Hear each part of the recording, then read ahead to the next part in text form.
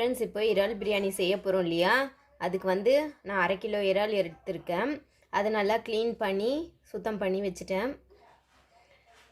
பிரியாணிக்கு இப்படியே சேர்க்க மாட்டேன். நான் ஒரு மேரினேஷன் போட்டு இதை ஃப்ரை பண்ணி தான் பிரியாணியில் சேர்ப்பேன்.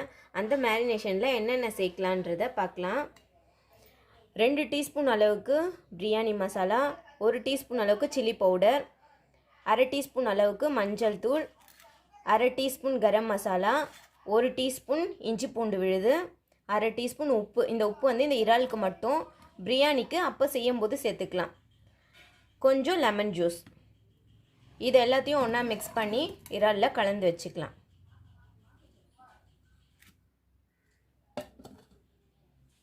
இறாலில் எல்லா மசாலாவும் சேர்த்து நல்லா மிக்ஸ் பண்ணியாச்சு.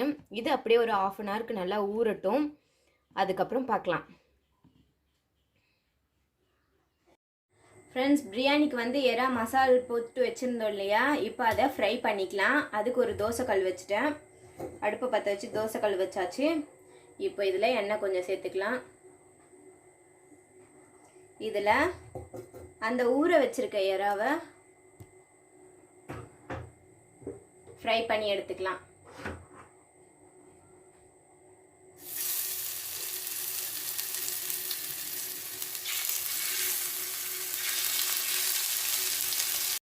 ஃப்ரைக்கு போட்டாச்சு. இதை ஃப்ரை பண்ணி எடுத்துக்கலாம்.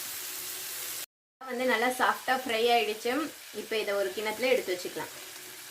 இறால் வந்து சாஃப்டாக வெந்திருக்குன்னு சொன்னேன் இல்லையா? எந்த அளவுக்கு சாஃப்ட்டுன்னு பாருங்கள்.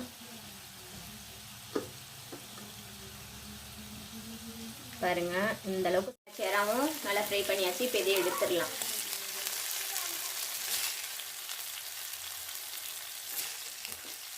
கொஞ்சம் எண்ணெய் இருக்குது பார்த்தீங்களா?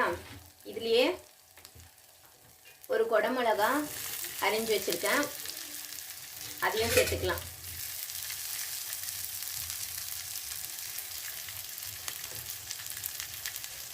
குடமிளகாவை ஒரு நிமிஷம் அளவுக்கு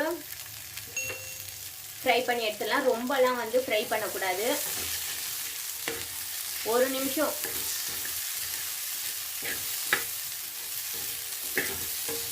இதையும் ஒரு பிளேட்டில் வச்சிடலாம். இந்த அளவுக்கு ஃப்ரை ஆனால் போதும். பிரியாணி தாளிக்க ஆரம்பிச்சிடலாம். இறாலை ஃப்ரை பண்ண கேப்லேயே நான் பிரியாணிக்கு தேவையான வெங்காயம் தக்காளிலாம் அரிஞ்சு வச்சுக்கிட்டேன். இப்போது தாளிக்க ஆரம்பிச்சிடலாம். ஒரு குக்கர் வச்சுட்டேன். அதில் கொஞ்சம் எண்ணெய் சேர்த்துக்கிறேன். ஒரு 3 ஸ்பூன் அளவுக்கு. இதுவும் பட்டை வகையெல்லாம் எடுத்து வச்சுருக்கேன், அதெல்லாம் சேர்த்துக்கலாம். பிரிஞ்சி இலை, கிராம்பு, ஏலக்காய், பட்டை, இதுவும் 3 பச்சை மிளகாய் கீரி வச்சுருக்கேன், அதை சேர்த்துக்கிறேன். 3 பெரிய வெங்காயம் நீட்டாக நறுக்கி வச்சுருக்கேன், அதையும் சேர்த்துக்கிறேன். இப்போ பிரியாணிக்கு தேவையான உப்பு சேர்த்துக்கலாம்.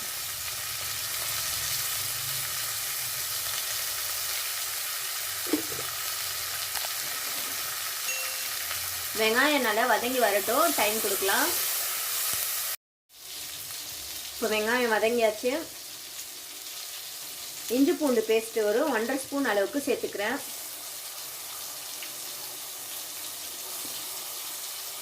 இப்போ தக்காளி சேர்த்துக்கலாம். 3 தக்காளி, பெரிய தக்காளி நீட்டாக அரிஞ்சு வச்சுருக்கேன். இதுவும் நல்லா வதங்கி வரட்டும், டைம் கொடுக்கலாம்.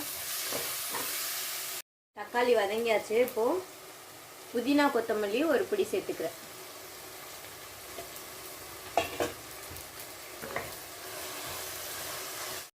பிரியாணிக்கு தேவையான மசாலா சேர்த்துக்கலாம். 1 ஸ்பூன் மிளகாய்த்தூள், 1/2 ஸ்பூன் பிரியாணி மசாலா, 1/4 ஸ்பூன் மஞ்சள்தூள், 1/2 ஸ்பூன் கரம் மசாலா. இப்போ இதெல்லாம் சேர்த்து கலந்துக்கலாம். இது வந்து என்னோட கார அளவுக்கு நான் சேர்த்துருக்கேன். உங்களோட கார அளவுக்கு ஏற்ற மாதிரி நீங்கள் சேர்த்துக்கோங்க.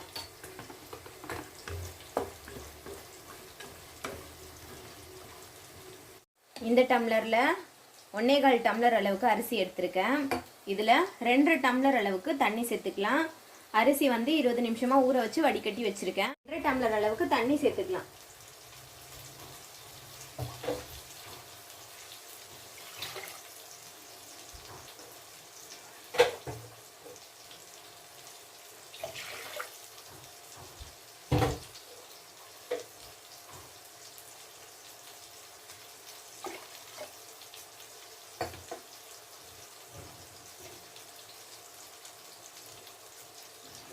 இதில் கொஞ்சம் லெமன் ஜூஸ் பிழிஞ்சு விட்டுக்கலாம். நல்லா கொதி வந்தாச்சு. இப்போ ஊற வச்சு வடிகட்டி வச்சிருக்கோம் இல்லையா, அந்த அரிசியை சேர்த்துக்கலாம்.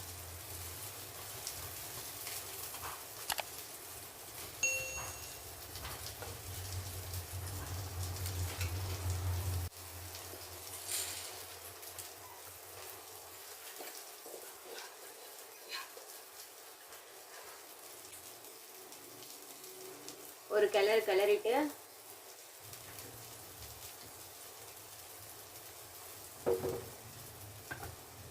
குக்கரோட இந்த லிட்டு போட்டு மூடிடலாம். நான் இன்னைக்கு விசில்லாம் போட போறதில்ல, இதுலயே தான் செய்ய போறேன். அடுப்பை மீடியம் ஹீட்ல வச்சிருங்க.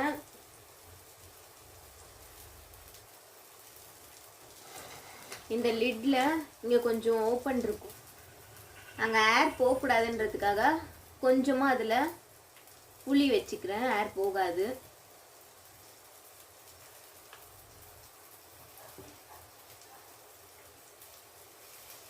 ஓகே,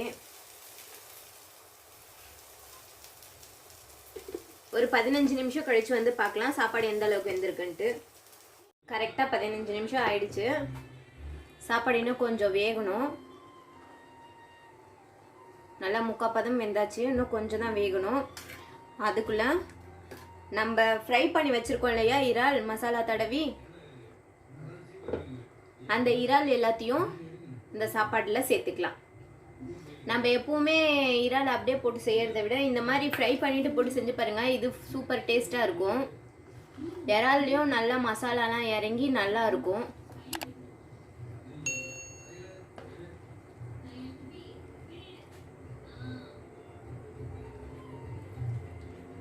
மூடி வச்சிடலாம். இன்னொரு 10 நிமிஷம் இருக்கட்டும், சாப்பாடு நல்லா வெந்து வரட்டும். ஓப்பன் பண்ணலாம்.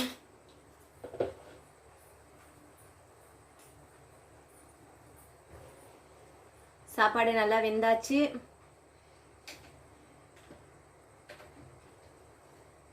இப்போ இது கூட நம்ம குடமிளகாய் ஃப்ரை பண்ணி வச்சிருந்தோம் இல்லையா, அதையும் சேர்த்துக்கலாம்.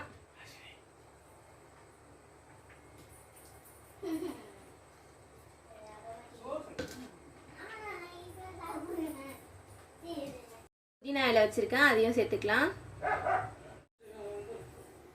ஓகே, சாப்பாடு ரெடி. ப்ரான் பிரியாணி சாப்பிட்டுடலாம்.